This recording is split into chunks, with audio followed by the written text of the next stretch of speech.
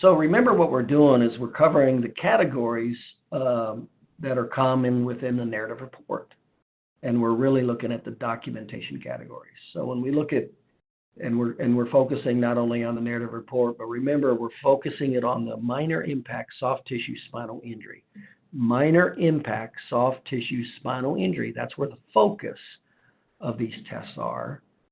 Okay, so, and we're trying to do a couple things. We're paying attention to probability.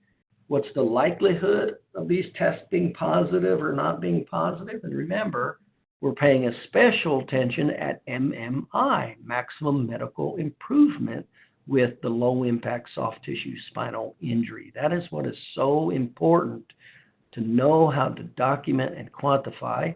And that's why it's so important to understand the difference between high and low sensitivity testing. And that's why we're covering this.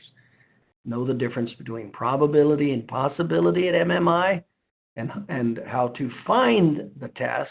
First, you got to know which ones to look for, and then how to do the test right to actually get the documentation at MMI. That's what we're doing here.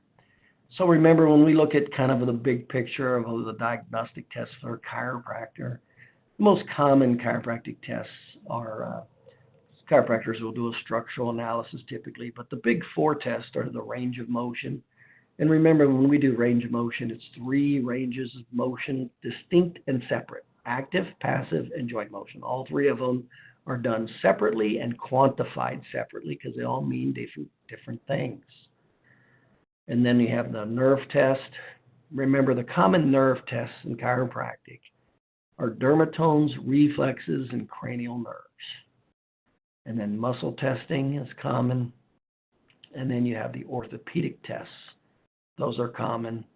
And then typically you'll have, so that's 4 or 5, that's 5th category. You'll have the x-rays category in there also, the x-ray category.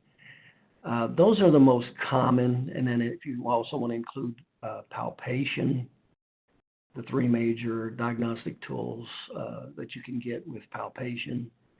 So those are the most common. Not a lot of chiropractors do a lot of other stuff, but there's a lot of other tests, but they're not as common, whether it's an MRI or NCV or an EMG or blood test or whatever. So we can't go into every test, but we definitely want to go into the core tests.